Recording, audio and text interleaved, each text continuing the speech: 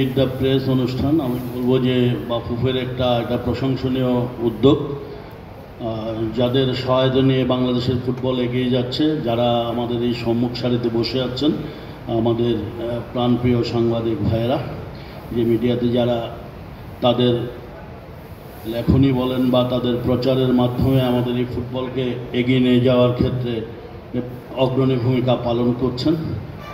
সম্প্রতি যে 10 তারিখে খেলাটা শেষ হলো, সেই খেলায় আমাদের ফুটবল ফেডারেশন যে উদ্যোগ গ্রহণ করেছে তার সাথে আপনারা কাঁধে কাঁধ মিলিয়ে যে এটাকে সফলভাবে আয়োজনের জন্য যে অগ্রণী ভূমিকা রেখেছেন তার জন্য আসলে আমরা কৃতজ্ঞ আপনাদের কাছে। তো এই ধারাটুকু আগামী দিনেও অব্যাহত থাকবে। তো আজকেও আমাদের সাথে আপনাদের যে মত বিনিময়টুকু, এটাকে আমি অত্যন্ত যে প্রশংসনীয়, আগেই বলেছি যে উদ্যোগটুকু বিএফএফ গ্রহণ করেছে। তো আমাকে যে বিষয়টুকু নিয়ে একটু আলোকপাত করার জন্য বলা হয়েছে সেটা হচ্ছে যে যত এই খেলাগুলোর সাথে কিন্তু আমরা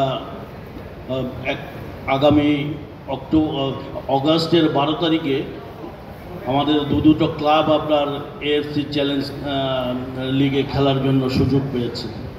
এই দুটো ক্লাব এটা যে অংশগ্রহণ করবে, সেই যে অংশগ্রহণটুকু যাতে আমরা সফলভাবে করতে পারি এবং এই ক্লাবগুলো যাতে আমাদের ফুটবল উন্নয়নে আরও ভূমিকা রাখেন এবং এখানে জয়লাভের মধ্য দিয়ে যাতে আমাদের ক্লাব র্যাঙ্কিং এবং ফুটবলকে এগিয়ে নিয়ে যেতে পারে, সেই ক্ষেত্রে আপনাদের সহযোগিতা আমরা একান্তভাবে কামনা করছি।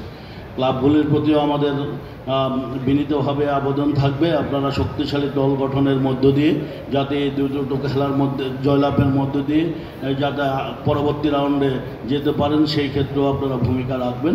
তো আমি যতটুকু জানি যে আমাদের পার্টিসিপেশনটা কনফার্ম হয়েছে।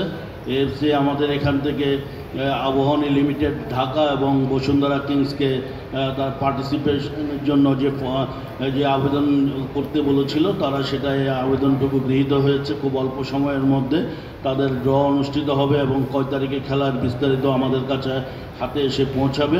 তো সম্ভাব্য যে তারিখটা আমরা পেয়েছি এটা হচ্ছে অগাস্টের 12 তারিখে।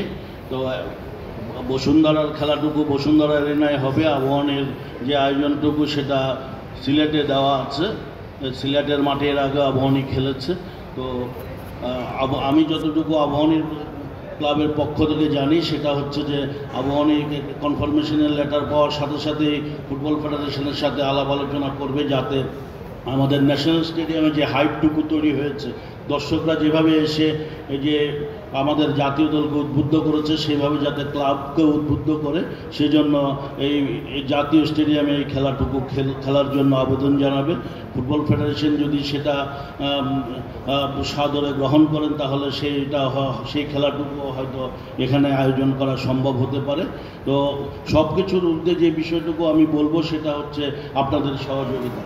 আপনারা যেভাবে যে গত 10 তারিখে খেলার জন্য একটা হাইপ তৈরি করেছেন, এই 12 তারিখে যে অগাস্টের খেলা হবে ক্লাব ফুটবলে, এটাতেও যদি আপনারা সেইভাবে আমাদের স্থানীয় যে দর্শকরা আছে তাদের মধ্য থেকে সেই হাইপটুকু তৈরি করে দিতে পারেন, তাহলে মাঠ বস্তির দর্শককে নিয়ে আমার মনে হয় যে ক্লাব দুটো আপনার পরবর্তী রাউন্ডে উন্নীত হতে পারবে।